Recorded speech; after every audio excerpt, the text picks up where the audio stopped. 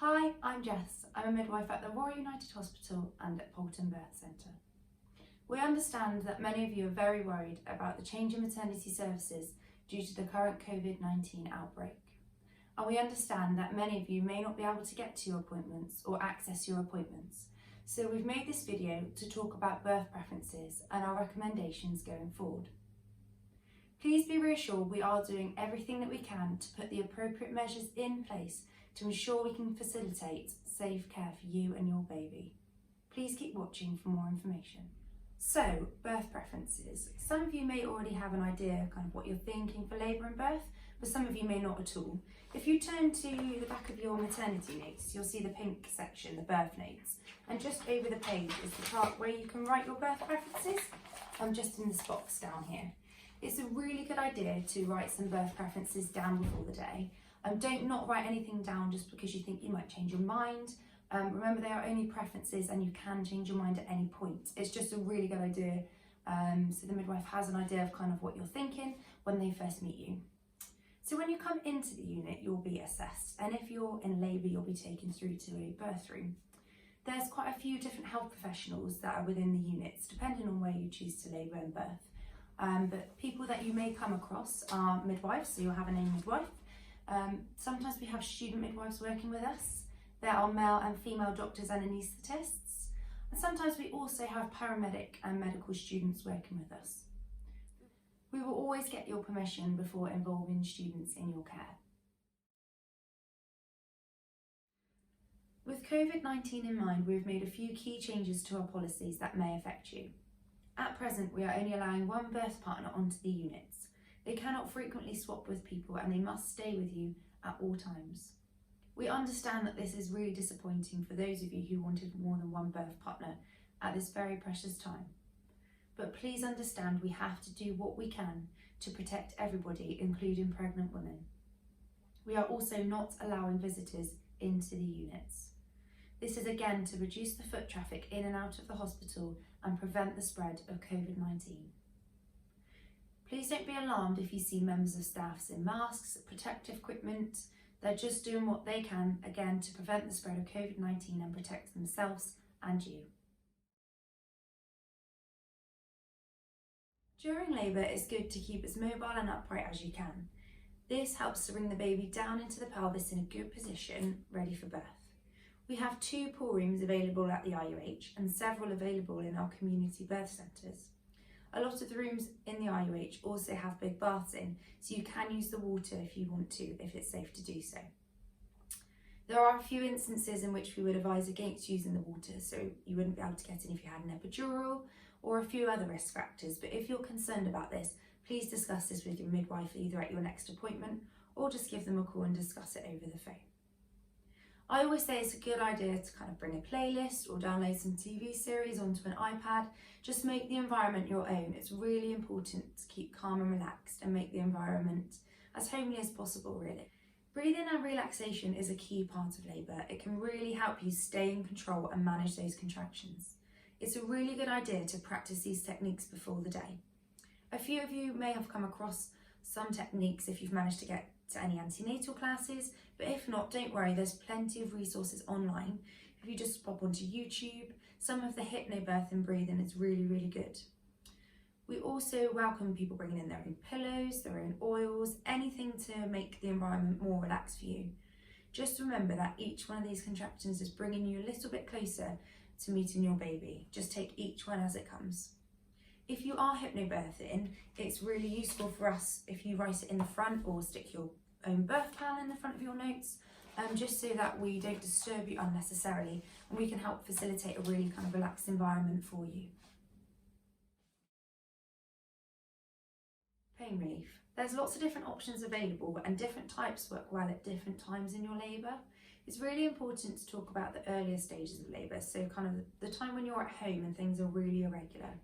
So contractions will start kind of lower back period type pains and they'll be really irregular at home, but they will still be uncomfortable. It's a really good idea to try and keep going as normal. So put the telly on, watch your favourite TV series, pop a film on, do the washing, whatever you would kind of normally do at home, continue to do so and just try and distract yourself. It's also a really good idea to take some paracetamol, and if it's during the night, try and get some rest between those contractions because you're going to need to conserve your energy for kind of later on. Other things you can try at home as a warm bath, a shower, and TENS machines are also a really good idea to hire or purchase for the earlier stages of labour. It can really help with lower back pain and just labour pains in general.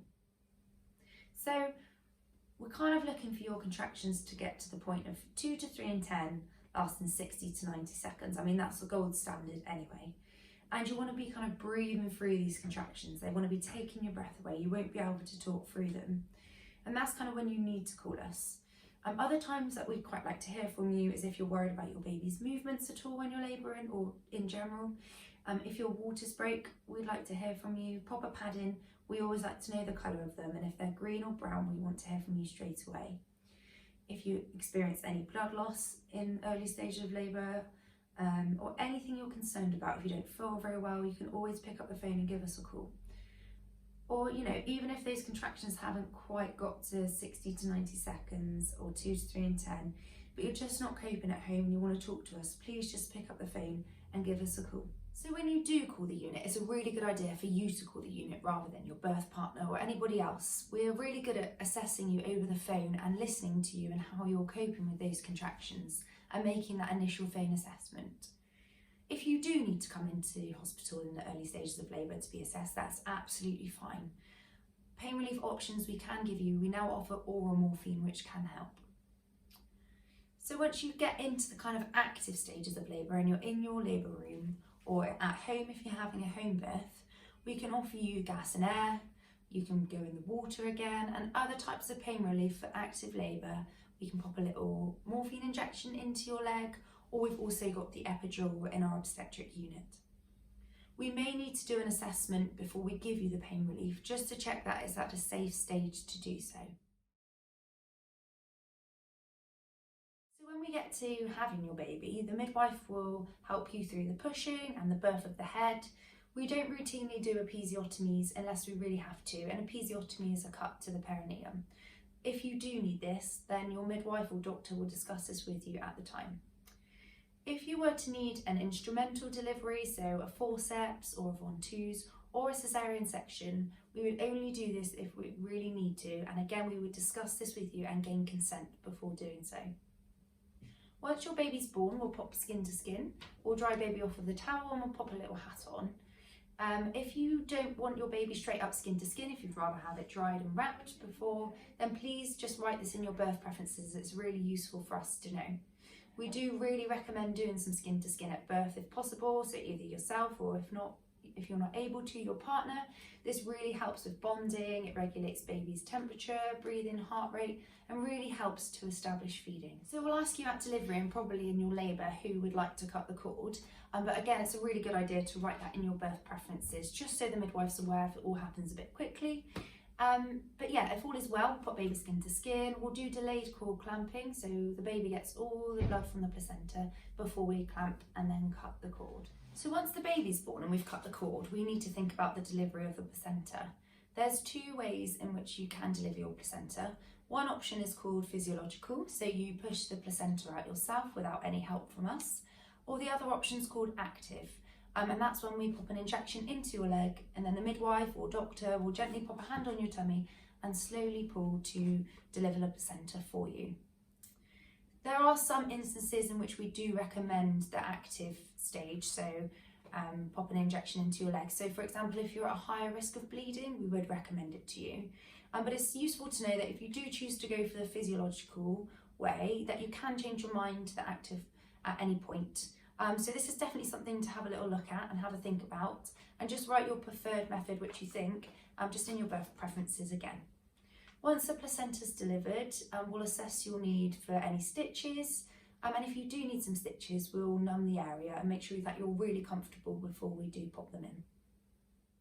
We'll assist you after delivery with feeding your baby. Lots of skin to skin can really help establish breastfeeding. It's a really good idea to kind of do some research around breastfeeding before the day. YouTube some videos on position and attachment. If you can watch those videos and visualise it, it can really help you recognise feeding cues and just see kind of good ways to hold baby. Antenatal hand expression is also something to be considered if you want to think about that. You can ask your midwife for some colostrum syringes, but please don't do this before 37 weeks as it can kind of kickstart labour. If you're planning on formula feeding, please bring your own formula into the hospital as we have a very limited supply. Some of you may have heard of vitamin K. Our national guidance is to give all babies vitamin K after delivery. Most babies are born with quite low levels of vitamin K and some can be badly affected by this. It comes in two forms. They can have an injection into the top of their leg shortly after delivery, or you can choose to give it orally. If the baby does have it orally, they will need 3 doses. You can discuss this further with your midwife at your next clinic appointment or telephone appointment if you're concerned or have any further questions about this. So a few key pointers to finish up with. So labour, keep as active and as mobile and upright as you can. If you're limited to the bed, then just sit the bed nice and upright. The bottom bit can go down, they can go into kind of a chair position, and you can lie on your left and your right side. Keep hydrated. You'll get very dehydrated quite quickly because your body's working really hard. So keep drinking lots of water, and isotonic sports drinks are also really useful to bring in with you. And snacks. You need to be fueling your body. So lots of high energy snacks, glucose snacks. You're probably not going to know what you fancy on the day, so bring lots of different things in with you. And make sure your bags are packed, so make sure you've got everything for you and for baby ready in plenty of time. We usually say by 36 weeks, just in case anything happens a bit sooner, and then you can relax and enjoy those last few weeks of pregnancy. Now, the next thing that everybody always has a little giggle about is emptying your bladder. You probably can't stop emptying your bladder at the moment, but when you get into labour, it's really easy to forget about it, and that head can often drop down and sit in the way of your bladder. We want to keep it nice and empty because we don't want any damage kind of done to it. So if you're struggling to empty your bladder in labour, then do let your midwife know. Other than that, just kind of do lots of research online. Make sure you're using kind of reliable sources. The NHS websites are good. Start for Life's good for the breastfeeding. And yeah, you can't really prepare yourself too much. And remember to write down kind of your preferences in this point so that we know what you like when we meet you. To keep up to date with the maternity changes and the latest COVID-19 advice, please follow our Facebook pages.